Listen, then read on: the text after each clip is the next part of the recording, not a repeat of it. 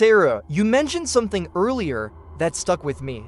The idea that Loch Ness is more than just a lake. It's a boundary, and I keep thinking about how isolated it is, how silent. It's easy to believe something could live there unseen. Absolutely, and what's really eerie is that many of the sightings happen in near silence. People describe a ripple, a shadow, or a hump surfacing with no splash, no noise, just movement, as if something impossibly large is gliding just beneath.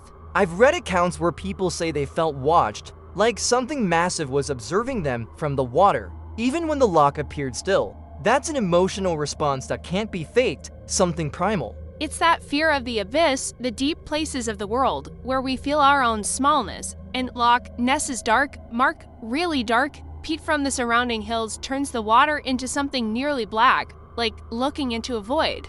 There's a phrase I've heard used to describe Nessie sightings, the impossible glide, when something moves across the water so smoothly, so silently, that it breaks all known physics. It doesn't cause a wake, it just parts the water like a dream.